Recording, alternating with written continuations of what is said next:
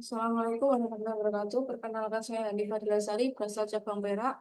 Di sini saya akan menjawab tugas mengenai ke-17 dengan pertanyaan yang kedua, yaitu mengenai tema kegiatan Bimba AIUEO. Pertanyaan pertama yaitu mengenai kegiatan bermain baca-bacaan. Pertanyaan pertama yaitu, jelaskan apa yang dimaksud dengan kegiatan bermain baca-bacaan. Jawabannya adalah kegiatan bermain baca-bacaan yaitu kegiatan membaca yang menyenangkan. Nomor dua, jelaskan kegiatan apa saja yang termasuk dalam kegiatan bermain baca-bacaan. Jawabannya yaitu bermain tiket modul, baca yang sudah terampil, membaca buku cerita jika anak sudah terampil membaca kalimat, dan verbal kata jika anak masih di kelas persiapan. Selanjutnya, nomor tiga, apa tujuan dari kegiatan bermain baca-bacaan? Tujuannya yaitu agar anak lebih terampil dalam kegiatan membaca dan tumbuh minat baca tanpa paksaan pada anak. Yang nomor empat, kapan kegiatan bermain baca-bacaan dilakukan oleh motivator, yaitu pada saat kegiatan Bimba berlangsung. Nomor lima, mengapa harus, mohon maaf, mengapa kegiatan bermain baca-bacaan menjadi kegiatan prioritas utama yang harus dilakukan oleh motivator?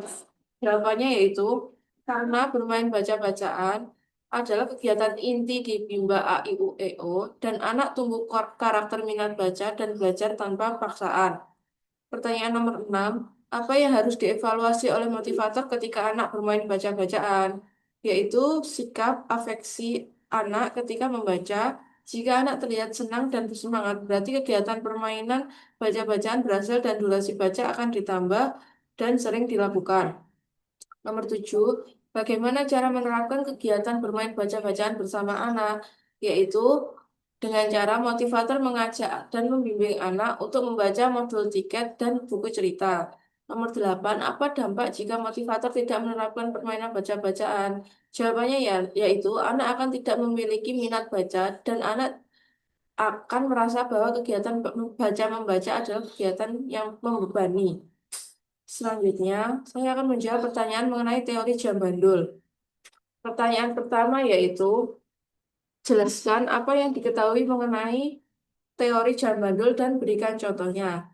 Jawabannya yaitu teori bandul adalah bagian dari variation skill atau kegiatan yang dimiliki oleh motivator untuk memvariasikan aspek belajar.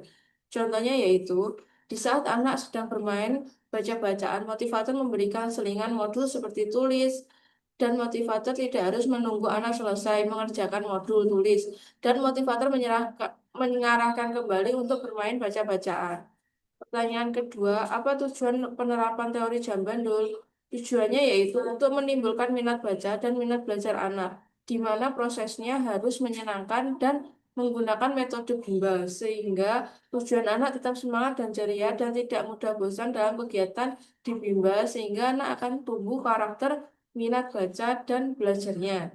Pertanyaan nomor tiga, kapan motivator menerapkan teori jam bandul? Yaitu setiap saat selama membimbakan. Pertanyaan nomor 4, bagaimana cara menerapkan teori jam bandul? Yaitu kita harus menerapkan paradigma Bimba, yaitu dengan bermain baca-bacaan bersama. Yang kedua, bermain modul yang sudah dikuasai oleh anak. Selanjutnya, memberikan reward 5 menit sekali. Selanjutnya, mengajak anak bermain bermain sesuai keinginan keinginan seperti menggambar, mewarnai, dan menarik garis. Pertanyaan nomor 5, bagaimana jika motivator tidak menerapkan teori jam bandul? Jawabannya yaitu motivator akan merasa tidak nyaman dan lebih merasa kesulitan dalam membimbing. Dan untuk anak pun akan ada rasa tidak semangat dan malas belajar. Pertanyaan nomor 6 yaitu apa dampak jika motivator tidak menerapkan teori jam bandul? Yaitu dampaknya anak akan menjadi tidak senang, tidak semangat, dan kemampuan anak akan menurun. Sekian jawaban saya dari tugas belajar hari ke-17. Mohon maaf jika ada salah kata. Wassalamualaikum warahmatullahi wabarakatuh. Tetap semangat dan terus belajar.